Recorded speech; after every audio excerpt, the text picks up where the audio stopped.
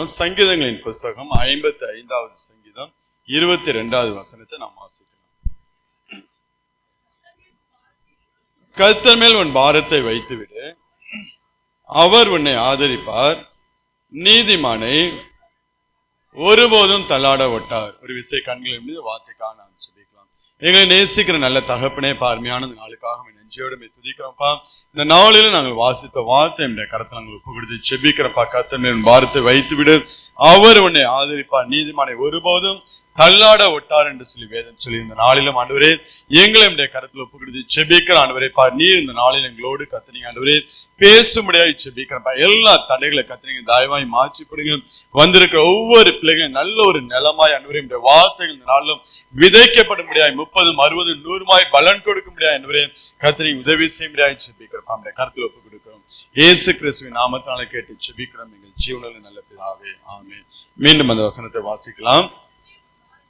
கர்த்தர் மேல் உன் பாரத்தை வைத்துவிடு, அவர் உன்னை ஆதரிப்பார், நீதிமானை ஒருபோதும் தள்ளாட விட்டார். 1 பேதுரு 5ஆம் அதிகாரம் 7வது வசனத்தை நாம் வாசிக்கலாம். அவர் உங்களை விசாரிக்கிறவர் ஆனபடினாலே உங்கள் கவலைகளை எல்லாம் அவர் மேல் வைத்துவிடு. வாசிங்க அந்த வசனத்தை. அவர் உங்களை விசாரிக்கிறவர் ஆனபடியால் உங்கள் கவலைகள் எல்லாம் அவர் மேல் வைத்து விடுங்க. அடுத்த வசனம் சரி வேணாம், அது வேணாம். அடுத்தது வாசிக்கலாம். பிலிப்பியர் 4ஆம் அதிகாரம் 6, 7 வசனங்களை வாசிக்கலாம். நீங்கள் ஒன்றுக்கும் கவலைப்படாமல் எல்லாவற்றையும் குறித்து உங்கள் விண்ணப்பங்களை ஸ்தோத்திரத்தோடு கூடிய ஜெபத்தினாலும் வேண்டுதலினாலும் தேவனுக்கு தெரியப்படுத்துங்கள். அப்பொழுது எல்லா புத்திக்கும் மேலான தேவ சமாதானம் உங்கள் இருதயங்களையும் உங்கள் சிந்தைகளையும் கிறிஸ்து இயேசுவுக்குள்ளாக காத்துக்கொள்ளும். இங்கே நாம் பார்த்தோம் என்றால் பழைய ஏற்பாடாக இருந்தாலும் சரி, புதிய ஏற்பாடாக இருந்தாலும் சரி, பழைய ஏற்பாட்டு பரிசுத்தவான்களாக இருக்கட்டும், பேதுருவாக இருக்கட்டும், பவுலாக இருக்கட்டும், எல்லாரும் சொல்லக்கூடிய நல்ல ஒரு ஆலோசனை என்றால் உங்கள் கவலைகளை எல்லாம் அவர் மேல் வைத்து விடுங்கள். உங்கள் கவலைகளை எல்லாம் தேவன் மேல வைத்து அவருக்கு நீங்க தெரியப்படுத்துங்கள் என்று சொல்லிதான் இங்கே வேதம் சொல்லி நமக்கு அப்போஸ்தலன் பவுல் சொல்லும்போது, நீங்கள் ஸ்தோத்திரத்தோட கூடிய ஜெபத்தினாலே தேவனுக்கு தெரியப்படுத்துங்க. அப்பொழுது எல்லா புத்திக்கும் மேல தேவ சமாதானம் உங்கள் இருதயத்தை ஆள கடவுது என்று சொல்லி அவர் சொல்லுகிறார். அப்ப நம்மளுடைய வாழ்க்கையில சில நேரங்கள் நம்ம கடந்து செல்லும் போது ஒடுக்கப்படுகிற நேரங்கள்ல, வேதனைப்படுகிற நேரங்கள்ல, கவலைப்படுகிற நேரங்கள்ல நம்ம யார்கிட்டாவது இதை இறக்கி வச்சா நல்லா இருக்கும். சில சூழ்நிலைகள்ல சில பிரச்சனைகள் பாத்தீங்கன்னா மனுஷர்கள்ட்ட போய் நம்ம இறக்கி வைக்க முடியாது. சில சூழ்நிலைகள், சில பிரச்சனைகள் நம்ம பெற்றவங்களா இருக்கட்டும், நம்முடைய வாழ்க்கை துணையா இருக்கட்டும், பிள்ளைகளா இருக்கட்டும், நண்பர்களா இருக்கட்டும், யார்கிட்டையும் சில பாரங்களை இறக்கி வைக்க முடியாது. நம்ம தான் அதை சுமக்க மீறி, ஏன்னா அதை இறக்கி வைக்கும் போது வேற விதமான பிரச்சனைகளை எழுப்ப ஆரம்பிக்கும். அதை காட்டிலும் பெஸ்ட் நம்மளே இதை சுமந்து கொண்டு போய் தேவ சமூகத்துல வச்சிருவோம் என்று சொல்லி சில நேரங்கள் நமக்கு யாரும் இல்லாத ஒரு சூழ்நிலையாக நம்ம தனித்து விடப்பட்ட ஒரு சூழ்நிலை நம்முடைய வாழ்க்கையில கடந்து வரும். எந்த சூழ்நிலையாக இருக்கட்டும், எப்பேற்பட்ட பாரமா இருக்கட்டும், கவலையாக இருக்கட்டும், வேதம் நமக்கு கொடுக்கக்கூடிய ஆலோசனை ஒண்ணே ஒண்ணு, அவருடைய பாதத்துல போய் இறக்கி வைங்க. கர்த்தர் மேல் உன் பாரத்தை வைத்து விடு, உன்னை அவர் தள்ளாட ஒட்டார். அவர் உன்னை தள்ளாட ஒட்டாரு. அவர் உன்னை விசாரிக்கிறவர், அவர் உன்னை நடத்துகிறவர், அவர் உன்னை பலப்படுத்துகிறவர் என்று சொல்லி வேதம் சொல்லி. அதனால நம்மளுடைய வாழ்க்கையில் நாம் கடந்து வருகிற சூழ்நிலைகளில சில எப்போதுமே நாம் ஒன்றை கற்றுக்கொள்ள வேண்டும். எல்லாவற்றையும் என்ன பண்ண வேண்டும்? தேவ சமூகத்துல போய் நாம் சொல்லுகிற பிள்ளைகளாக இருக்க வேண்டும். மனிதர்கள்ட்ட சொல்லி அவர்களுடைய பரிதாபமோ இல்ல அவர்களுடைய சில ஜெபிக்கிற பிள்ளைகள்ட்ட நாம் பகிர்ந்து கொள்ளலாம், அதனால தப்பு கிடையாது. ஜெபிக்கிற மனிதர்கள்ட்ட நாம் சொல்லும்போது அவர்கள் நமக்காக ஜெபிப்பார்கள். சில நேரம் உண்மையிலே யார்கிட்டையும் நம்ம ஷேர் பண்ண முடியாது. அந்த நேரங்களில் நாம் நேரா போய் தேவ சமூகத்துல இறக்கி வச்சோம் என்றால் கர்த்தர் அற்புதமாய் நம்மளை நடத்துகிறவராக இருக்கிறார். நீங்க வாசிக்கிற நீதிமொழிகள் 12:25 வாசிக்கலாம். நீதிமொழிகள் 12. மனுஷனுடைய இருதயத்துள்ள கவலை அதை ஒடுக்கும், நல் வார்த்தையோ அதை மகிழ்ச்சியாக்கும். மனுஷனுடைய இருதயத்துள்ள கவலை என்ன பண்ணுமா? அதை ஒடுக்குமா. ஆனா நல் வார்த்தையோ இருதயத்தை மகிழ்ச்சி. அந்த நல் வார்த்தை எங்கேருந்து வரும்? தேவ சமூகத்திலிருந்து வரும். அதனாலதான் அவங்க சொல்லக்கூடிய ஆலோசனை, உன் கவலை எல்லாம் கொண்டு போய் தேவ சமூகத்துல நீ அறிக்கை பண்ணு. தேவ சமூகத்துல சொல்லும் போது நல் வார்த்தை, ஒரு வார்த்தை நம்மளோட வாழ்க்கையில கடந்து வரும்போது நம்மளோட சூழ்நிலையே அப்படியே மாறுங்க. முதலாவது ஆண்டவர் என்ன பண்ணுகிறார்? நம்முடைய இருதயத்தை தேய்ச்சுகிறவராக, நம்முடைய இருதயத்தை அந்த ஒடுக்கிற கவலையிலிருந்து விடுதலையாக்குறவராக, அதுக்கப்புறம் நம்முடைய வாழ்க்கையில் நாம் கடந்து போகிற சூழ்நிலையிலிருந்து என்ன பண்ணுகிறார்? விடுவிக்கிறவராக இருக்கிறார். இருதயம் என்ன பண்ணும்? கவலை என்ன பண்ணும்? இருதயத்தை ஒடுக்கக்கூடியதா இருக்கு. நல் வார்த்தைகள். அதனாலதான் ஏன்னா மனுஷன்கிட்ட போய் நான் சொல்லும் போது அவங்களுடைய வார்த்தைகள் என்ன பண்ணும்? மேலுமா நம்மளை வேதனைப்படுத்தக்கூடியதா இருக்கு. மேலும் நம்மளுடைய விசுவாசத்தை என்ன பண்ணும்? குறைக்கும்படியாக அவருடைய வார்த்தைகள் இருக்கு. அதனாலதான் வேதம் பரிசுத்தவான்கள் சொல்லக்கூடிய ஆலோசனை, உன் கவலைகளை எல்லாம் போய் தேவ சமூகத்துல வைக்கும்போது அவருடைய வாயிலிருந்து, அவருடைய சமூகத்தில் வரக்கூடிய அந்த நல் வார்த்தை என்ன பண்ணும்? உன் இருதயத்துக்கு ஒரு சந்தோஷத்தையும் ஒரு சமாதானத்தையும் கொண்டு வரக்கூடியதா இருக்கும். அதான் பழைய ஏற்பாட்டு பரிசுத்தவான்களோ புதிய ஏற்பாட்டு பரிசுத்தவான்களோ அவங்க சொல்லக்கூடிய ஆலோசனை, நீ போய் தேவ சமூகத்துல போய் உன் கவலைகள் எல்லாம் இறக்கி வாய், அவர் உன்னை விசாரிக்கிற தேவன் என்று சொல்லி அவர் நமக்கு கொடுக்கக்கூடிய ஆலோசனைகள். நம்மளோட வாழ்க்கையில நம்ம இங்க இந்த வசனத்துல 55 வசனத்தை நல்லா நீங்க பாத்தீங்கன்னா, மீண்டும் அந்த வசனத்தை வாசிங்க. கர்த்தர் மேல் உன் பாரத்தை வைத்து விடு, அவர் உன்னை ஆதரிப்பார், நீதிமானை ஒருபோதும் தள்ளாட விட்டார். நம்முடைய பாரங்கள் எல்லாம் தேவ சமூகத்துல வைத்து விட்டு நம்ம எதை குறித்து நாம் கவலைப்பட வேண்டும்?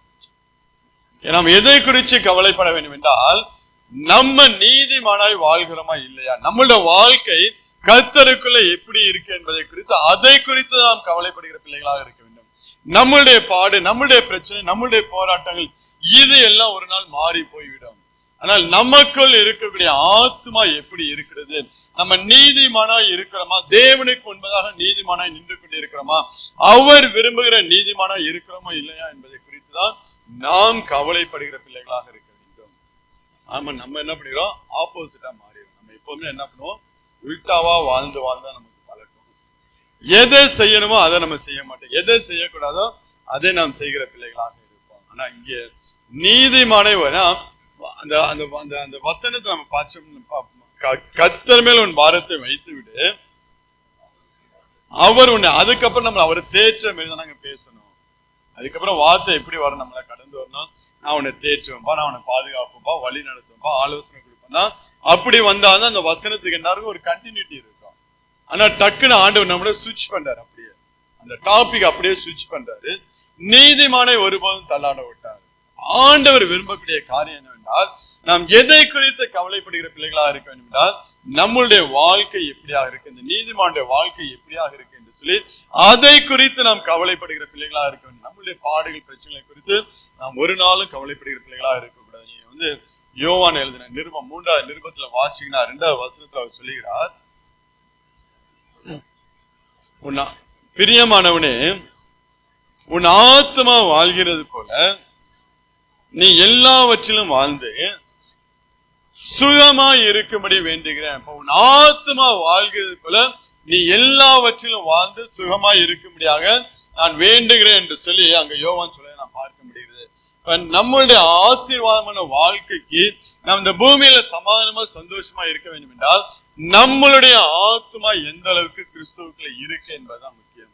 நம்மளுடைய வாழ்க்கை, நீதிமானுடைய வாழ்க்கை எந்த அளவுக்கு தேவனுக்கு பிரியமா இருக்குது என்பதை பொறுத்துதான் நம்மளுடைய வாழ்க்கை ஆசீர்வாதமா இருக்கு. நீங்க அப்போஸ்தலன் பவுல்கிட்ட போய் நீங்க கேட்டீங்கன்னா, அவன் தன்னோட அனுபவத்தை அவன் சொல்லக்கூடிய காரியம் 2 கொரிந்தியர் 11ஆம் அதிகாரத்துல 23 28 வரை உள்ள வசனங்களை வாசிக்கலாம். தன் வாழ்க்கையில் இருக்கக்கூடிய, தன் வாழ்க்கையில நடக்கக்கூடிய சம்பவங்கள், வேதனைகள், பாடுகள் எல்லாவற்றையும் அவன் லிஸ்ட் போட்டு சொல்லிடுறான். என்னென்ன பிரச்சனை வாழ்க்கையில இருக்கு என்று சொல்லி எல்லாவற்றையும் அவன் லிஸ்ட் போட்டு சொல்லி அவன் கடைசியா முடிக்கும் போது அவன் சொல்லக்கூடிய காரியம் தான் நமக்கு ஆச்சரியமா இருக்கும். 23 வாசிக்கலாம். அவர்கள் கிறிஸ்துவின் ஊழியக்காரரா? நான் அதிகம் புத்தியீனமாய் பேசுகிறேன், நான் அதிகமாய் பிரயாசப்பட்டவன், அதிகமாய் அடிப்பட்டவன், அதிகமாய் காவலில் வைக்கப்பட்டவன், அநேக தரம் மரண அவதியில் அவப்பட்டவன்,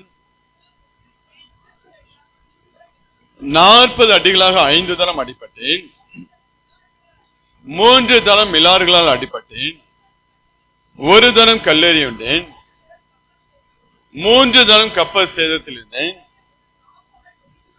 கடலில ஒரு ராப்பகல் முழுவதும் போக்கினேன், அநேக தரம் பிரயாணம் பண்ணினேன், ஆறுகளால் வந்த மோசங்களாலும் கல்லரால் வந்த மோசங்களாலும் என் சுய ஜனங்களால் வந்த மோசங்களாலும் அந்நிய ஜனங்களால் வந்த மோசங்களாலும் பட்டணங்களில் உண்டான மோசங்களிலும் வனாந்தரத்தில் உண்டான மோசங்களிலும் சமுத்திரத்தில் உண்டான மோசங்களிலும் கள்ள சகோதரத்தில் உண்டான மோசங்களிலும் பிரயாசத்திலும் வருத்தத்திலும் அநேக முறை கண் விளைப்புகளிலும் பசியிலும் தாகத்திலும் அநேக முறை உபவாசங்களிலும் குளிரிலும் நிர்வாணத்திலும் இருந்தேன். இவை முதலானவைகள் அல்லாமல் எல்லா சபைகளை குறித்து உண்டாயிருக்கிற கவலை என்னை நாள்தோறும் நெருக்குகிறது. தன் வாழ்க்கையில் இருக்கக்கூடிய எல்லா பிரச்சனையும் அவன் லிஸ்ட் போட்டு சொல்லுகிறான். இவ்வளவு எப்ப அவன் ரட்சிக்கப்பட்டதுக்கு அப்புறம், ரட்சிக்கப்பட்டதுக்கு முன்பதாக இவ்வளவு பாடு உபத்தம் வாழ்க்கையில கிடையாது. தேவனை சொந்த ரட்சகராக ஏற்றுக்கொண்டு தேவனுக்கு ஊழியம் செய்ய வேண்டும், தேவன் தன்னை அழைத்த அழைப்பை நிறைவேற்ற வேண்டும் என்று சொல்லி அவன் பிரயாசப்படும் போது அநேக பிரச்சனைகள், பாடுகள், உபத்திரவத்தின் பாதையில் அவன் கடந்து வருகிறான். அவன் சொல்கிறான், இதை எல்லாவற்றை காட்டிலும் சபையை குறித்து உண்டான கவலை என்னை நாள்தோறும் நெருக்குகிறது.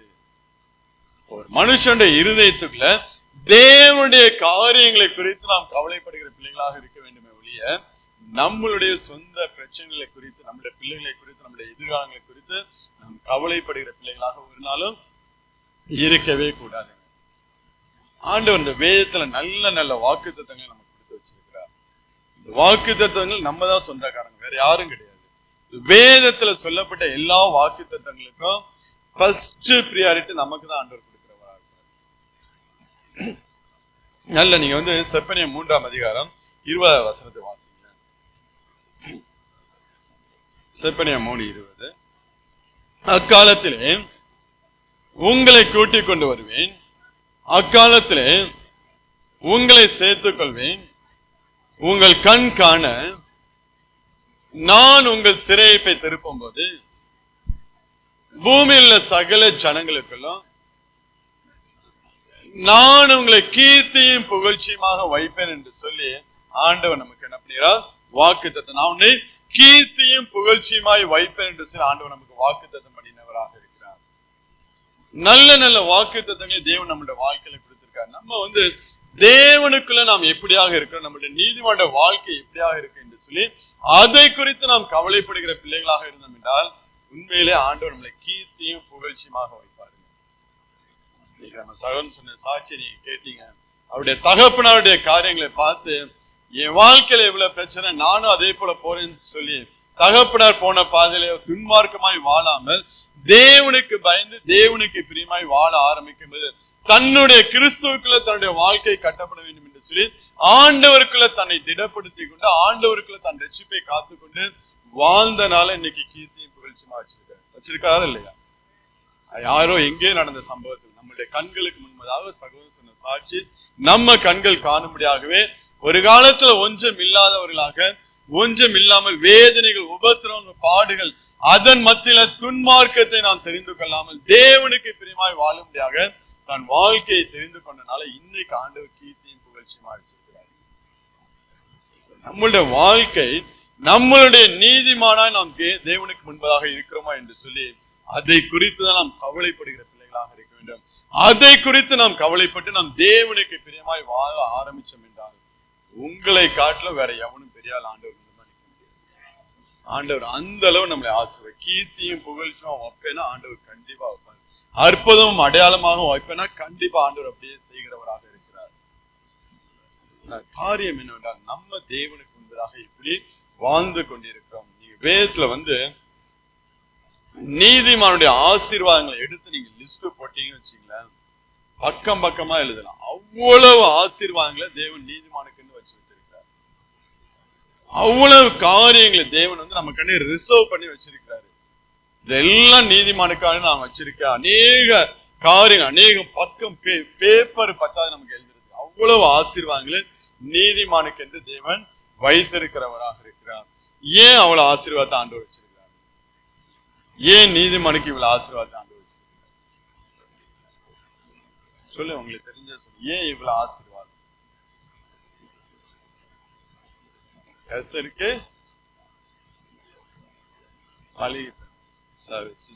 கர்த்தருக்கு நீங்க வாசிங்கன்னா சங்கீதம் 33:5 வாசிங்க. அவர் நீதியிலும் நியாயத்திலும் பிரியப்படுகிறார்,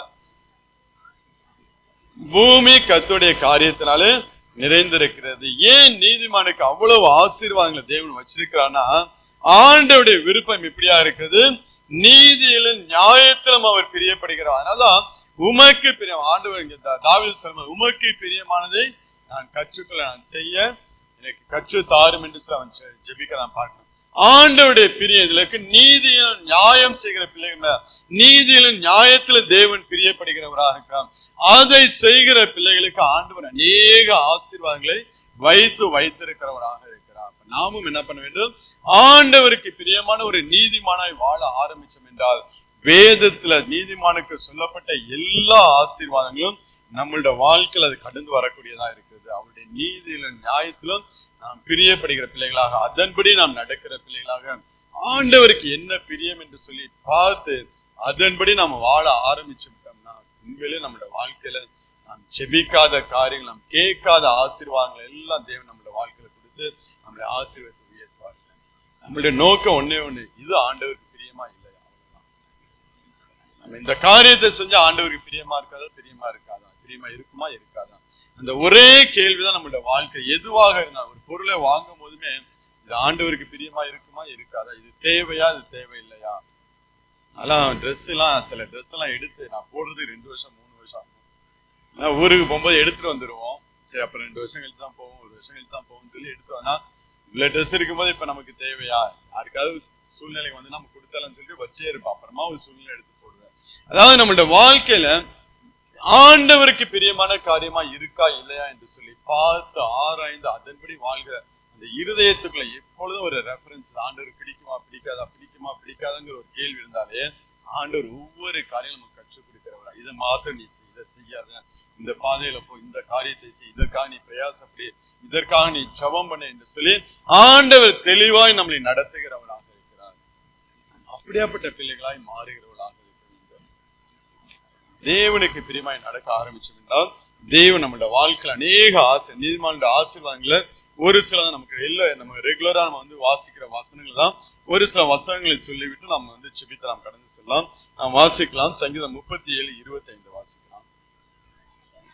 நான் இளைஞனாய் இருந்தேன், முதிர் வயது உள்ளவனுமானேன், ஆனாலும் நீதிமான் கைவிடப்பட்டதையும் அவன் சந்ததி அப்பத்துக்கு இறந்து தெரிகிறதையும் நான் காணவில்லை. சங்கீதக்காரன் தாவீது ராஜா சொல்லக்கூடிய நல்ல ஒரு காரியம். நான் இளைஞனா இருந்தேன், முதிர் வயதா இருந்தேன், நீதிமான் கைவிடப்பட்டதையும் அவன் சந்ததி அப்பத்துக்கு அலைந்து தெரிகிறதையும் நான் காணவில்லை என்று சொல்லி அங்க அவன் தாவீது சொல்லுகிறான். அவனுடைய சந்ததி, அப்ப நீதிமானுடைய சந்ததியை தேவன் சந்ததியாக தேவன் அப்படிங்கிறார் ஆசீர்வதிக்கிறவராக இருக்கிறார். நீதிமானுடைய ஆசீர்வாதம் அவ்வளவு விலையேற பெற்றதாக காணப்படுகிறது. அதான் நாம் நீதியில நடக்கிற பிள்ளைகளாக, ஆண்டவருக்கு பிரியமான பிள்ளைகளாக, ஆண்டவர் என்ன செய்ய விரும்புகிறார் என்று சொல்லி அதை பார்த்து நடக்க ஆரம்பிக்கும் போது நம்மளுடைய சந்ததிகளை தேவன் ஆசீர்வதிக்கிறவரா. 1000 தலைமுறைக்கு என்ன பண்ணுகிறார்? அவர் இரக்கம் செய்கிறவராக இருக்கிறார். ஒரு நாள் 2 நாள், ஒரு சந்ததி 2 சந்ததி இல்ல, 1000 சந்ததி. ஒரு சந்ததி ஒருவேளை விழுந்து போனால், ஒரு சந்ததி தேவனுக்கு விரோதமாய் போனாலும் அடுத்த சந்ததியை தேவன் எடுத்து நிறுத்துகிறவராக இருக்கிறார்.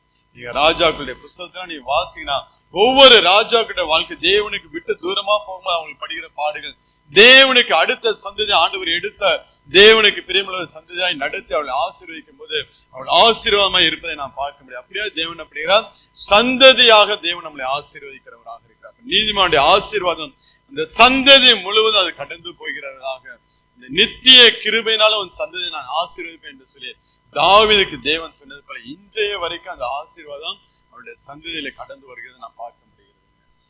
நீதிமானாய் வாழ நாம் பிரயாசப்படுகிற பிள்ளைகளாக நாம் இருக்க வேண்டும். இன்னும் நீங்க வாசினா சங்கீதம் 112 6வது வசனத்தை வாசிக்கலாம்.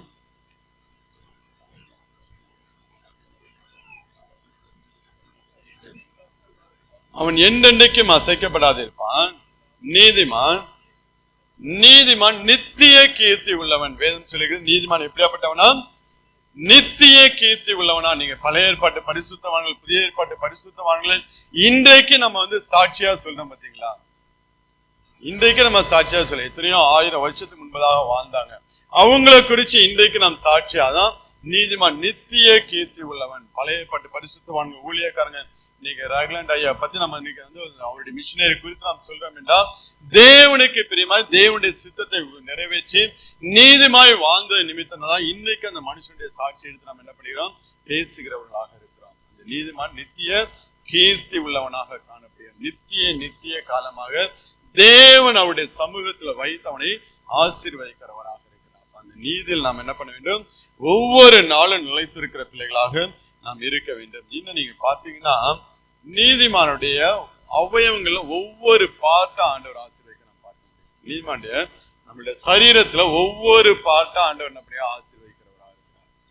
தலைக்கு ஒரு ஆசீர்வாதம், வாய்க்கு ஒரு ஆசீர்வாதம், நாக்குக்கு ஒரு ஆசீர்வாதம், கைக்கு ஒரு ஆசீர்வாதம், காலுக்கு ஒரு ஆசீர்வாதம் என்று சொல்லி ஒவ்வொரு அவயவங்களும் தேவன் என்ன பண்ணுகிறார்? அவருடைய ஆசீர்வாதத்தை வைத்திருக்க நான் பார்க்க முடிகிறது. நம்ம எடுத்துக்கொள்வோம் 10வது அதிகாரம் நீதிமொழிகள் 10:3 வசனத்தை வாசிக்கலாம். கர்த்தர் நீதிமான் என்ன பண்ணுகிறார்? முதலாவது ஆண்டவர் எதை ஆசீர்வதிக்கிறார்? வைத்து ஆசீர்வதிக்கிறார். அவன் வயிறு நிரம்பி இருந்துச்சுன்னா பாக்கி காரியம் எல்லாம், ஏன்னா எல்லாமே இந்த ஒரு ஜான் வயிற்றுக்கு தானே வர்ற பாடெல்லாம் இருக்குதான், ஒரு ஜான் வயிற்றுக்கு தான். அதனால ஆண்டவர் என்ன பண்ண? வயிற்று நான் ஆசீர்வாதம். நீதிமான் அப்பத்துக்கு நீதிமான வாசிக்கிறது. கர்த்தர் நீதிமான்களை பசியினால வருந்த விடாதபடிக்கு ஆண்டவர் வயிற்று என்ன பண்ணுகிறார்? நல்லா திருப்தி ஆக்கி நடத்தும். அதனால இன்னைக்கு நம்ம நல்லா வயிறு முட்டை சாப்பிட்டு எக்ஸ்ட்ரா ஒரு பாடி நம்மள்ட்ட எக்ஸ்ட்ராவே இருந்துகிட்டு தான் இருக்கு. கர்த்தர் அந்த அளவா நீதிமான் இன்னும் நான் எனக்கு கிடைச்ச டைம்ல நான் ஒரே ஒரு அதிகாரத்துல தான் நான் எடுத்தேன். ஆனா நீங்க முழு வேதத்தை வாசினா ஒவ்வொரு அவயவங்களிலும் நீதிமான் ஒவ்வொரு அவயவங்களும் ஆசீர்வதிக்கிறவன். நீங்க மோசேயோட வாழ்க்கையை நீங்க பாத்தீங்கன்னா, அவன் மரிச்சதுக்கு அப்புறம் சொல்லுவாரு, 120 வயசு வரை மோசேயோட கண்கள் இருளடையவில்லை. 120 வயசு அவன் பார்வை மங்களாகவே இல்லை. யாக்கோபு பார்வையெல்லாம் பாத்தீங்கன்னா அவன் மங்களாயிருக்கானா, ஈசாக்குடைய பார்வையெல்லாம் மங்களாயிருக்கானா, மோசேயோட பார்வை 120 வயசு வரை நீதிமான் ஆசீர்வாதம். ஒவ்வொரு அவயவங்களையும் தேவன் அப்படியா ஆசீர்வதிக்கலாம். அப்படியாப்பட்ட பிள்ளைகளாக மாறுகிறவர்களாக இருக்க வேண்டும். நீதிமான ஏதோ நம்ம நினைச்சுக்கிட்டு இருக்கோம். நல்லா நீங்க வேதத்தை நீதிமான் ஆசீர்வாதம்னு சொல்லி நீங்க உங்க கம்ப்யூட்டர்ல இல்ல மொபைல்ல இருக்கக்கூடிய இந்த பைபிள் ஆப் நீங்க எடுத்து நீதிமான் போட்டு நீங்க வாசினா உங்களுக்கு தலை சுத்தி நீங்க கீழே விழுந்துருக்கீங்க. இவ்வளவு ஆசீர்வாதத்தை விட்டுட்டு நான் ஏன் இன்னைக்கு இப்படி வாழ்ந்துகிட்டு இருக்கேன்னு சொல்லி உங்களையே கேள்வி. அப்படியா தேவன் சரீரத்தில் ஒவ்வொரு அவயவங்களையும் ஆசீர்வாதத்தை வைத்து. 6வது வசனம், நீதிமானுடைய சிரசின் மேல், நீதிமானுடைய தலையின் மேல என்ன தங்குமா? ஆசீர்வாதம் தங்கும் என்று சொல்லி நீதிமானுடைய சிரசின் மேல அவருடைய ஆசீர்வாதம். அதனால ஊழியக்காரன் ஜெபிக்கும் போது தலைகளை கைகளை வைத்து ஜெபிக்கிறவள் அந்த ஆண்டோட ஆசீர்வாதம் அந்த தலை மேலே கடந்து வர வேண்டும். அந்த குடும்பம் முழுவதும் அந்த மனிதனுடைய வாழ்க்கை முழுவதும் கடந்து வர வேண்டும் என்று சொல்லி தலையில கை வைத்து நாம் ஜெபிக்கிற பிள்ளைகளாக காணப்படுகிறோம். ஏன்னா தேவனுடைய ஆசீர்வாதம் ஒவ்வொரு நீதிமானுடைய தலைகள் மேல அது காணப்படுகிறதாக இருக்கிறது. அவன் மேல அந்த நீதிமானுடைய மேல என்ன பண்ணுகிறார்? ஆண்டவர் கிரீடத்தை வைத்து ஆசீர்வதிக்கிறவராக இருக்கிறார். நிறைய காரியங்கள் இருக்கு. அடுத்த வசனத்தை வாசிக்கலாம். 11வது வசனத்தை வாசிக்கலாம். நீதிமானுடைய வாய் ஜீவ ஊற்று. நீதிமானுடைய வாய் எப்படி இருக்குமா? நீதிமானுடைய வாய் எப்படி இருக்குமா? ஆமா, வாயை காத்துக்கணும். தேவையில்லாத வார்த்தையெல்லாம் என்ன பண்ணக்கூடாது, விடக்கூடாது. நம்மள்ட்ட நீதிமாண்ட வாய் ஜீவ ஊற்று. ஒரு மனுஷனை நீங்க ஆசீர்வதிச்சா அவன் ஆசீர்வாதமா இருப்பான். அதனாலதான் ஆண்டவர் சொல்ல, சத்துரு நீ என்ன பண்ணு, ஸ்நேகி அவனுக்காண்டி நீ ஜெபம் என்று சொல்ல. நீங்க மனதார அந்த மனுஷனை ஆசீர்வதிச்சீங்கன்னா மனுஷன் ரட்சிக்கப்பட்டு அவன் ஆசீர்வாதமா இருப்பான். அவன் துன்மார்க்கனா இருக்கலாம், நமக்கு விரோதமான காரியங்களை செஞ்ச, நம்மளை பகைக்கலாம், நம்மளை கெடுக்க முடியாத காரியங்களை செய்யலாம். ஆனா நீங்க மனதார அவனை ஆசீர்வதிச்சு பாருங்க. நீங்க தேவ சமூகத்துல உட்கார்ந்து மனதார ஆசீர்வதிச்சாண்டவரே, அவன் அறியாமையில இந்த காரியங்களை அவனை நீங்க ஆசீர்வாத ரட்சின்னு சொன்னா வாழ்க்கையே மாறுங்க. நீதிமன்ற நாவல அவ்வளவு அதிகாரத்தை தேவன். நீதிமன்ற வாயில என்ன முடியாது, ஆண்டவர் அவ்வளவு ஆசீர்வாதம். அதனால ஆண்டவர் என்ன சொல்ல, வாயை விரிவாய் தர நம்ம திறக்கதான் மாட்டோம். என்ன கத்து என்ன பண்ணு வாயை மட்டும் திறக்க மாட்டோம். ஆண்டவர் வாயை விரிவாய் தர, நீதிமன்ற வாய்கள் விரிவாய் திறக்கப்படும் போது தேவன் அதை ஆசீர்வதிக்கிறவராக இருக்கிறார். நம்முடைய வாய் எப்படியாப்பட்டது? ஜீவ ஊற்றாக காணப்படும். நம்முடைய வாயில தேவன் நம்மளை திருப்தியான ஆசீர்வாதங்களை தேவன் நம்முடைய வாயில வைத்து ஆசீர்வதிக்கிறவராக இருக்கு. அடுத்து 20வது வசனம். நீதிமானுடைய நாவு சுத்த வெள்ளியா. நீதிமானுடைய நாவு எப்படியாப்பட்ட வெள்ளியா? சுத்த வெள்ளி. அந்த சுத்த வெள்ளி எப்படி இருக்கு தெரியுமா? வெள்ளி நின்று களிம்பை நீக்க அப்பொழுது தட்டானால் நல்ல உடமை. அதாவது அந்த வெள்ளிய போட்டு நல்லா என்ன பண்ணுவாங்க, நெருப்புல போட்டு அது நல்லா கொதிக்க கொதிக்க உட உட உருகி வரமா அதுல இருக்கக்கூடிய அழுக்கு எல்லாம் அப்படியே வெளியே வர ஆரம்பிக்கும். அந்த செய்யக்கூடிய அந்த தட்டான் அவனுடைய மூஞ்சி என்னைக்கு அந்த வெளியில தெரியுதோ அது வரையும் என்ன பண்ணா புடமிட்டுக்கிட்டே இருப்பான். அந்த மூஞ்சி நல்லா கிளியர் கட்டா அது தெரிய ஆரம்பிச்சதுக்கு அப்புறம் தான் அந்த வெள்ளியை பிரிச்செடுத்து அதனால ஒரு பாத்திரத்தை உண்டாக்கணும். அதே போலதான் நம்மளுடைய வாழ்க்கை எப்படியாக இருக்க வேண்டும்? தேவன் நம்மளுடைய வாழ்க்கையில பிரதிபலிக்கும்படியாக நம்மளுடைய வாழ்க்கை மாற ஆரம்பிக்கும் போது நம்மளுடைய நாவு அப்படியே சுத்த வெள்ளியாக, நாவுல இருந்து நல்லா வார்த்தைகள் வெளிப்படக்கூடியதா. நம்மளுடைய நாவுல தான் தேவன் என்ன பண்ணியிருக்கார்? மரணத்தையும் ஜீவனையும் நாவின் அதிகாரத்துல தேவன் வைத்திருக்கிறவராக இருக்கிறார். நாவு கர்த்தரால் ஆசீர்வதிக்கப்பட்டுச்சுன்னா ஒரு நாளும் சாபமான வார்த்தைகள், சபிக்கப்பட்ட வார்த்தைகள் என்ன பண்ணக்கூடாது? கடந்து வரக்கூடாது. வேலை நம்ம மனம் பதறி பேசலாம். ஆண்டவர் சமூகத்துல போய், ஆண்டவரே மனம் பதறி நான் பேசிட்டேன், நீர் தயவாய் மன்னியும், அந்த மனிதனை நீர் ஆசீர்வதியும் என்று சொல்லி அந்த மனிதனுக்காக நான் செபிக்கிற பிள்ளைகளாக இருக்க வேண்டும். நீதிமானுடைய நாவு சுத்த வெள்ளியாக காணப்படுகிறது. அடுத்து 21வது வசனத்தை வாசி. நீதிமானுடைய உதடுகள் அநேகரை போஷிக்கும். நம்மளுடைய உதடுகள் எப்படியாப்பட்டதான்? அநேகரை போஷிக்கக்கூடியதாய் காணப்படும். நான் சொல்றேன், இன்னும் நிறைய காரியங்கள் இருக்கு. டைம் ஆயிடுச்சா? நீங்க அடுத்தது நீதிமொழிகள் 12:6 வாசிங்க. துன்மார்க்கனுடைய வார்த்தைகள் பதிவிறக்கப்பட்டது, உத்தமனுடைய வாயோ. நீதிமொழி 12:6.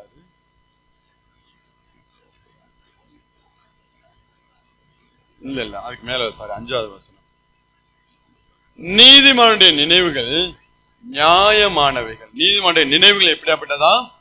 நியாயமானவைகள். நீதிமானா நாம் இருந்தோம் என்றால் நம்முடைய நினைவுகள் எல்லாம் தேவன் என்ன பண்ணுகிறார்? ஆசீர்வதித்து கொடுக்கிறவராக. நம்முடைய எண்ணங்களை எல்லாம், நம்முடைய இருதயங்களை எல்லாம் தேவன் என்ன பண்ணுகிறார்?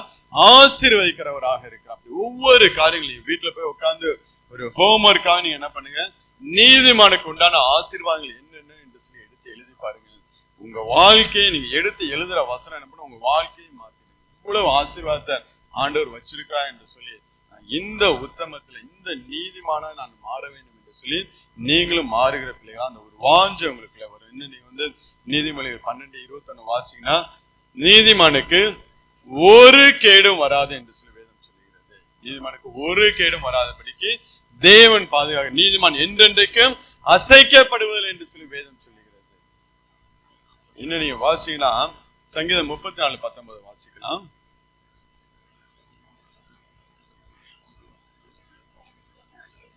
நீதிமானுக்கு வரும் துன்பங்கள் அநேகமா இருக்கும், கர்த்தர் அவைகள் எல்லாவற்றிலும் நின்று அவனை விடுவிக்கிறவரா. நீதிமானுக்கு வரக்கூடிய துன்பங்கள் அநேகமா இருக்கும், ஆனாலும் எல்லாவற்றிலும் கர்த்தர் என்ன பண்ணுகிறார்? அவனை விடுவிக்கிறவராக இருக்கு. ஆனா என்ன பண்ணும்? துன்பங்கள் வரும், பிரச்சனைகள் வரும், பாடுகள் வரும். நாம் தேவ சமூகத்துல போய் அறிக்கை பண்ணும்போது ஒரு நாளும் தேவன் என்ன பண்ண மாட்டார்?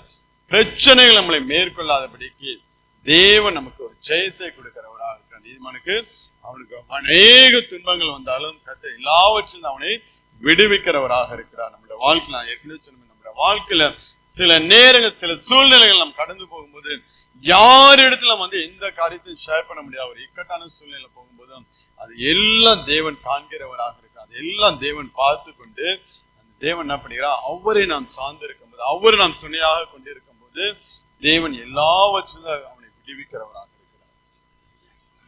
வேதத்துல ஆண்டவர் பிரமாணம் கொடுக்கும் போது ஆண்டவர் ஃபர்ஸ்ட் என்ன சொல்ல, உன் தாயும் தகப்பனையும் விட்டு என்ன பண்ண வேண்டும்? உன் மனைவியோட நீ சேர்ந்திருக்க வேண்டும் என்று சொல்லி ஆண்டவர் சொல்லுவார். இது கொஞ்சம் கஷ்டமா தான் இருக்கும். ஆண்டவர் ஏன் இப்படி சொல்றாரு? உன் தாயும் தகப்பனையும் விட்டு உன் மனைவியோட இசைந்தா இருக்க. நம்ம வந்து பேரண்ட்ஸ் நம்ம விட்டு விடக்கூடாது. நம்ம வந்து முடிஞ்சா நம்ம அரவணைப்பிலே வைத்துக் கொள்வது நல்லது. நம்மளுடைய அரவணைப்பிலே அவங்க வந்து கொண்டு போயிறது நல்லது. ஒருவேளை நம்ம இருக்கும், இப்ப நம்ம இங்க இருக்கிறோம், பேரண்ட்ஸ் ஊர்ல இருக்கிறாங்க, இந்த சூழ்நிலையில ஏன் ஆண்டவர் அப்படிப்பட்ட காரியத்தை சொன்னார்னு நேத்து ஆண்டவர் ஏன் இப்படிப்பட்ட காரணம்னா, எந்த ஒரு மனுஷனா இருந்தாலும் யாரையும் டிபெண்ட் பண்ணக்கூடாது. அவன் முழுவதுமாக தேவனை மாத்திரம் சார்ந்திருக்க வேண்டும் என்று சொல்லிதான் தன் தாயின் தகப்பனையும் விட்டுடியா, நான் பார்த்துக்கிறேன், நீ பார்த்துக்கிறியா இல்லையோ, நான் அவங்களை பார்த்துக்கிறேன் என்று சொல்லிதான் ஆண்டவன் அப்படியே உன் தாயின் தகப்பனை விட்டு உன் மனைவியோட இசைந்தர் என்று சொல்லிட்டார். நம்ம என்ன பண்ணுவீங்கன்னா, இந்த உலகம் போற போக்கில் நமக்கு வந்து பிள்ளைங்களாம் நம்மளை வச்சு பார்ப்பாங்களா பார்க்க மாட்டாங்களாங்கிற பெரிய கவலை எப்பொழுது நமக்குள்ள இருந்துக்க. 3 ஆம்பளை பிள்ளைய பெற்றாலும் சரி, 3 பொம்பளை பிள்ளைய பெற்றாலும் சரி, என்னைக்கு இந்த ஒரு கவலை நம்மளோட வாழ்க்கை எப்படிதான் முடியும், எவன் நம்மளை தூக்கி போட போறான்னு தெரியல, என்ன ஆக போகுதுன்னு தெரியலன்னு சொல்லி நம்ம எதிர்காலத்தை குறித்த ஒரு கவலை இருக்கும். ஆனால் தேவனை மாத்திரம் துணையாய் கொண்டிருக்க வேண்டும். உண்மையிலே ஒரு நீதிமான் என்ன பண்ணும், தேவனை மாத்திரம் தான் துணையாய் கொண்டிருப்பான். இதுதான் ஆண்டோடைய இருதயத்தான். உன் தகப்பனையும் தாயை விட்டு நீ போய் உன் மனைவியோட இசைந்தறியா, அவங்க வந்து என்னை அவங்க துணையாய் கொண்டிருந்தாங்கன்னா அவங்களோட வாழ்நாள் முழுவதும் நான் பார்த்துருக்கேன். யாக்கோபுடைய வாழ்க்கையில் நீங்க பாத்தீங்கன்னா, யாக்கோபு வயதாயிடுச்சு, அவனும் வயசாயிடுச்சு. அவனுடைய நாட்கள் வயசாகும் போது ஈசாக்குடைய வாழ்க்கையில பார்த்தா அவனும் வயசாயிடுச்சு. யாக்கோபு ஏசாவுக்கும் பிரச்சனை ஆரம்பிச்சிருச்சு. யாக்கோபு வந்து திருட்டுத்தனமா ஏசாவுடைய ஆசீர்வாதங்கள் எல்லாம் அவன் வந்து சுதந்திரித்துக் கொண்டான். இந்த சூழ்நிலையிலும் ஈசாக்கு என்ன பண்ணுவான், யாக்கோப நீ உன் மாமா வீட்டுக்கு போன்றுவான். அவன் அப்படியே என்ன பண்ணுவான், அவன் வாழ்க்கை நீ உன் வாழ்க்கையை பார்த்துக்கிட்டு போட அப்படின்னு சொல்லி அவனை அனுப்பிச்சு விட்டுருவான். ஏசா பாத்தீங்கன்னா கானானி இடத்துல போய் பெண் கொண்டு, யாரு தங்க பெற்றோருக்கு பிடிக்காத அவங்க ஜாதி இடத்துல போய் பெண் கொண்டு அவனும் பெற்றோர்களை கவனிக்கானா. ஏன்னா ஈசாக்கு முழுவதுமாய் தேவனை மாத்து சார்ந்து கொண்டனாலதான் பிள்ளைகளை அவன் எதிர்பார்க்கல. பிள்ளைகளை அவன் போனா நீ போய்க்க, யாக்கோபு நீ போறியா, போய் உன் வாழ்க்கையை நீ பார்த்துக்க என்று சொல்லி யாக்கோபை அனுப்பிவிட்டு, ஈசாக்கா இருக்கட்டும், ரெபேக்காலா இருக்கட்டும், தேவனை தன் துணையாக கொண்டு வாழ்ந்தனாலதான் பாக்கி உள்ள காரியங்களை தேவன் பொறுப்படுத்திக் கொண்டிருக்கிறார். நீதிமான் எப்படிப்பட்டவனா இருக்க வேண்டும், தேவனை எந்த மனிதனையும் சார்ந்து விடாதபடிக்கு, எதிர்காலத்தை குறித்து நாம் கவலைப்படாத முழுவதுமாக நாம் தேவனை சார்ந்து வாழ்கிற பிள்ளைகளாக. பிள்ளைகள் நம்மளை வச்சு பார்ப்பாங்களோ பார்க்க மாட்டாங்க. அதனாலதான் நாங்க இப்ப இருந்து சர்ச்சுக்குள்ளே இருக்க பிராக்டிஸ் பண்ணிக்கிட்டோம். வெள்ளிக்கிழமை ஆனா சர்ச்சுக்குள்ளே வாழ்ந்துரும் அப்படின்னு அதுக்கு சொல்ல பார்க்க மாட்டாங்களா சொல்றேன். நம்ம தேவனை மாத்திரம் முழுவதும் நம்மளுடைய துணையாக கொண்டிருக்க வேண்டும். நல்ல பிள்ளைங்க உண்மையில நம்ம பிள்ளைங்க நல்லா பாதுகாப்பாங்க. இந்த ஒரு என்ன சின்ன வயசுல இருந்து நம்ம கிறிஸ்துவுக்குள்ள நம்ம வளர்க்கறதுனால பிள்ளைங்களுக்கு அந்த எண்ணம் இருக்கு. நம்ம எப்படி நம்ம பேரண்ட்ஸை ட்ரீட் பண்ணுமோ அதே மாதிரி பேரண்ட்ஸ் பிள்ளைங்க வந்து நம்மளை ட்ரீட் பண்ண, அதுல எந்த ஒரு சந்தேகம் இல்லை. ஆனால் நம்மளுடைய துணை யாரா இருக்க வேண்டும், தேவன் மாத்திரம் நம்மளுடைய துணையாக இருக்க வேண்டும். எந்த மனிதனையும் நாம் சார்ந்து விடக்கூடாது, எந்த மனிதனையும் நம்ம டிபெண்ட் பண்ணி வாழ்ந்து விடக்கூடாது. முழுவதுமாய் ஆண்டவரை மாத்திரம் நாம் டிபெண்ட் பண்ணி வாழ்கிற பிள்ளைகளாக இருக்க வேண்டும். அதுதான் ஆண்டோடைய இருதயத்தில். அதனாலதான் உன் தாயின் தகப்பனை விட்டு நீ போய் உன் மனைவியோட இரு என்று சொல்லி ஆண்டு அந்த பிரமாணத்தை கொடுக்க, நான் அவர்களுக்கு துணையாக இருப்பேன் என்று சொல்லி. நீங்க சங்கீதம் 146 5வது வசனத்தை வாசிங்க.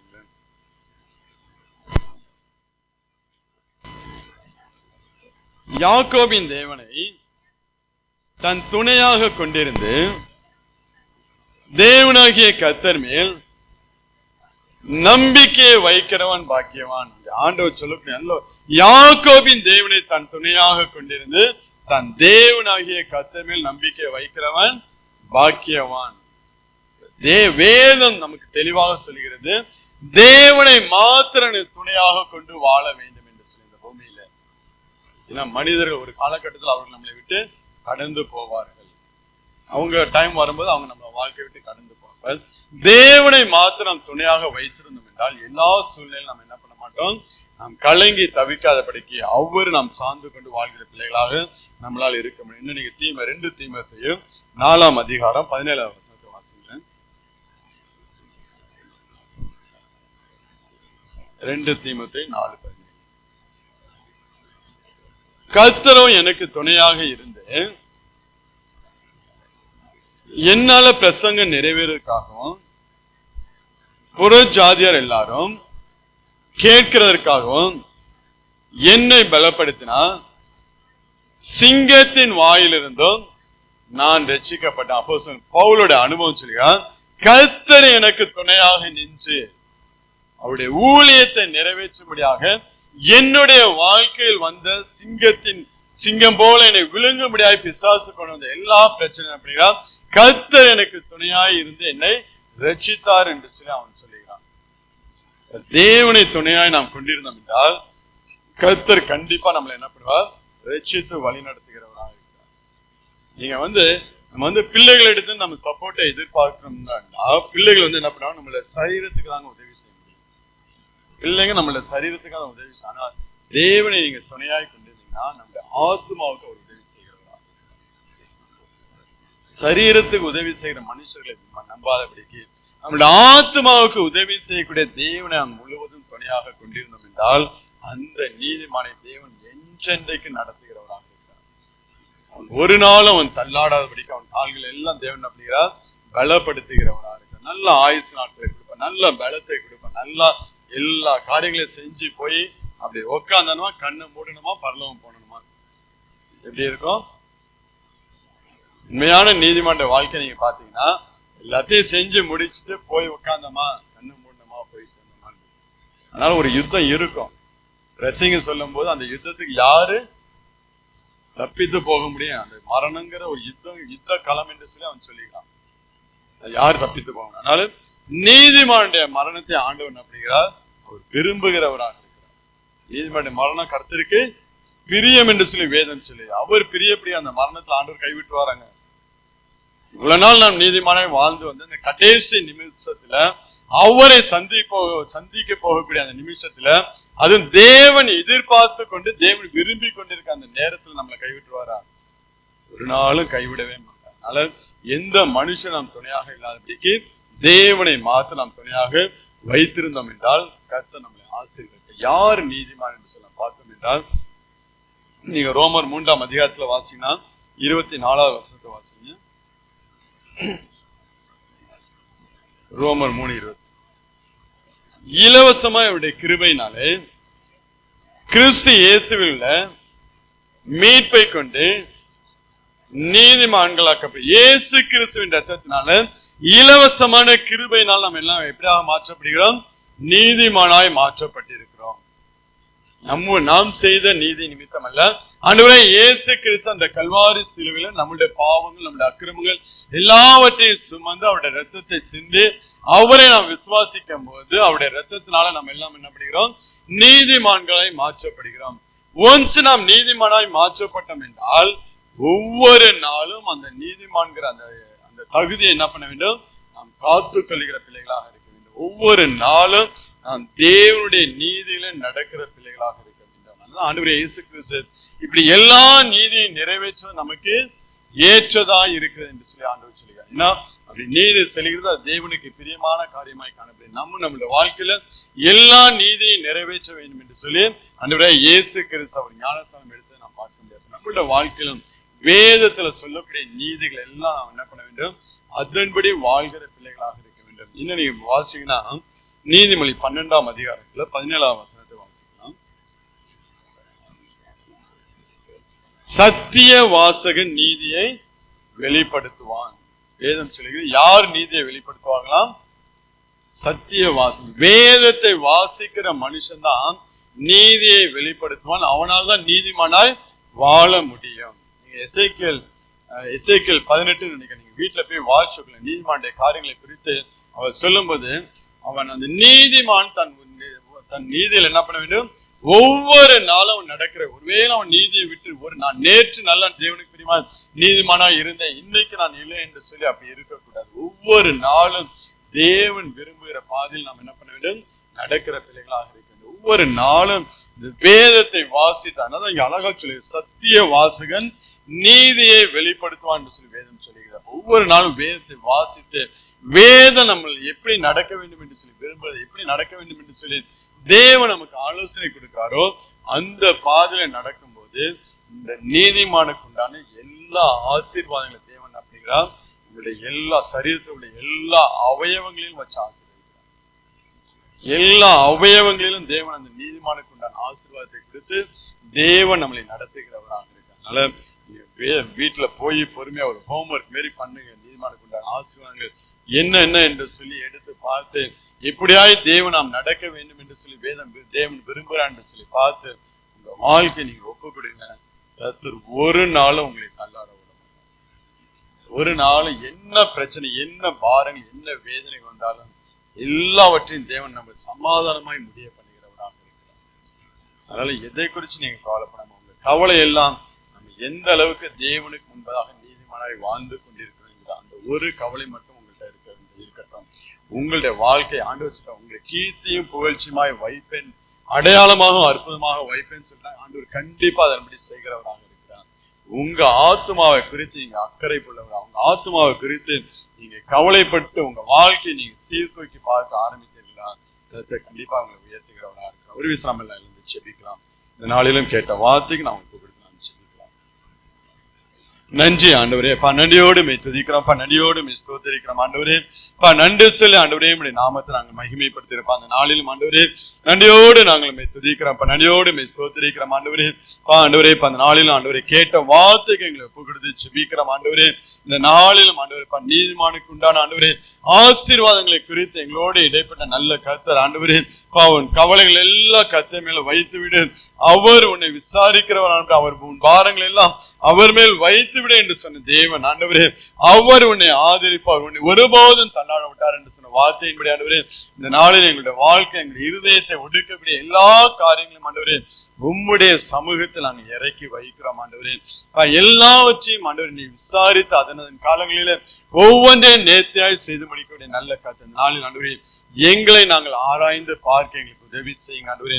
நாங்கள் இன்னும் உம்முடைய உத்தமத்தில் நாங்கள் நடக்கிற பிள்ளைகளாய் ஆண்டவரே, உம்முடைய நீதியை நாங்கள் ஆண்டவரே நீதியின்படி நாங்கள் நடக்கிற பிள்ளைகளாய் ஆண்டவரே, உம்முடைய நீதியின்படி நாங்கள் பின்பற்றுகிற பிள்ளைகளாய் ஆண்டவரே எங்களுக்கு வாழ ஆண்டவரே எங்களுக்கு நீ உதவி செய்ய முடியாது செபிக்கிறப்பா. நன்றியோடு துதிக்கிறப்பா.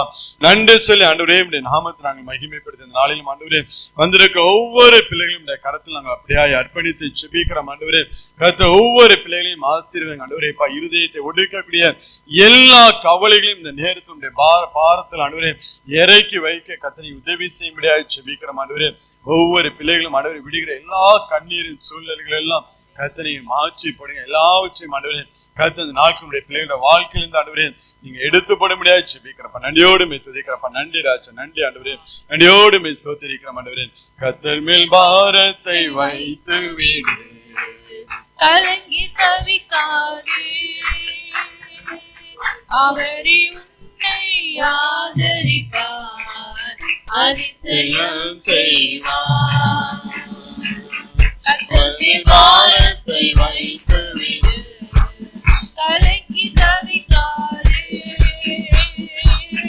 அவரே உன்னை ஆதரிப்பார், அதிசயம் செய்வார்.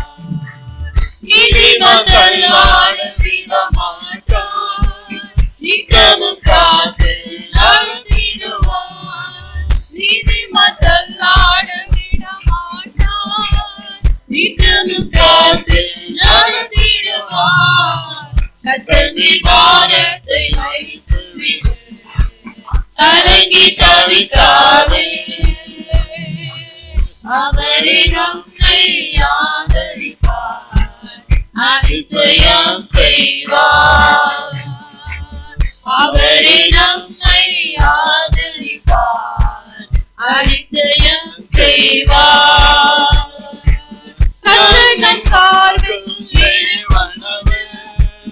நமது நிழலாயிருக்கின்றவர், நம்மை காக்கும் தேவனவர், நமது நிழலாயிருக்கின்றவர். கர்த்தர் மேல் பாரத்தை வைத்து விடு, கலங்கி தவிக்காதே, அவரே நம்மை ஆதரிப்பார், அதிசயம் செய்வார். அவரே நம்மை ஆதரிப்பார், அதிசயம் செய்வார். தகப்பனும் தாயும் கைவிட்டாலும் அவரை நம்மை அழைத்துக் கொள்வார். தகப்பனும் தாயும் கைவிட்டாலும் அவரே நம்மை அணைத்துக் கொள்வார். கர்த்தர் பாரத்தை வைத்து விடு, கலங்கி தவிக்காதே. அவரே நம்மை ஆதரிப்பார், அதிசயம் செய்வார். அவரே நம்மை ஆதரிப்பார், அதிசயம் செய்வார்.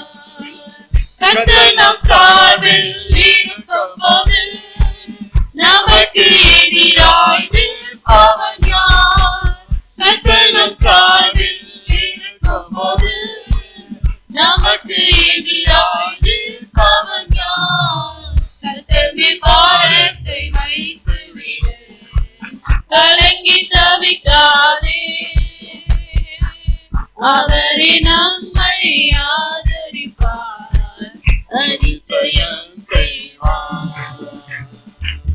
அவரே நம்மை ஆதரிப்பார், அதிசயம் செய்வார்.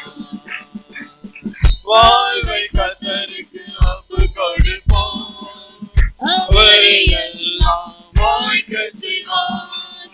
வாழ்வை கர்த்தருக்கு ஒப்பு கொடுப்போம், அவரை எல்லாம் வாய்க்க செய்வார். கர்த்தரின் பாரத்தை வைத்து விடு, கலங்கி தவிக்காதே.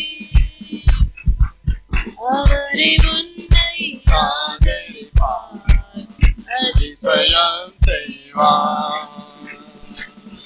அவரை நம்மை ஆதரிப்பார், அதிசயம் செய்வார். நன்றி ராஜா, நன்றி ஆண்டவர். நன்றியோடு மெய் துதிக்கிறோம் ஆண்டவரே, நன்றியோடு மெய் சோதரிக்க அந்த நாளிலும் ஆண்டவரே எங்களுடைய பாரத்தை எல்லாம் பாதத்தை இறக்கி வைக்க ஆண்டவரே. நீதிமான ஒருபோதும் தள்ளாட விடாத ஒரு நல்ல கர்த்தர் ஆண்டவரே. ஒவ்வொரு பிள்ளைகளையும் அப்படியாய் கர்த்தரை ஆசீர்வதித்து வழி நடத்தும்படியாய் ஜெபிக்கிறோம். அந்த யாவரையும் இந்த கருத்துல ஒப்பு கொடுக்கிற பிள்ளைகள் கடந்து செல்கிற எல்லா சூழ்நிலையும் ஆண்டவரே இந்த பாதத்தில் வைத்து நாங்கள் ஜெபிக்கிறோம். எல்லாவற்றையும் நல்ல கர்த்தர் இயேசு கிறிஸ்து மூலம் கேட்டு ஜெபிக்கிறோம் எங்கள் ஜீவனில் நல்ல பிதாவே, ஆமென். ஆத்துமாவே கர்த்தரை ஸ்தோத்திரி, என் முழுவதுமே அவருடைய பரிசு நாமத்தை ஸ்தோத்திரி. ஆத்துமாவே கர்த்தரை ஸ்தோத்திரி, அவர் செய்த சகல உபகாரங்களை ஒருபோதும் மறவாதே. ஆமென். கர்த்தராகிய இயேசு கிறிஸ்துவின் கிருபையும் பிதாவாகிய தேவனுடைய அன்பு பரிசுத்த ஆவியின் அந்யோன்யம் என்றும் என்றும் நம் அனைவரோடு கூட இருப்பதாக. ஆமென். ஹல்லேலூயா, ஹல்லேலூயா, ஹல்லேலூயா.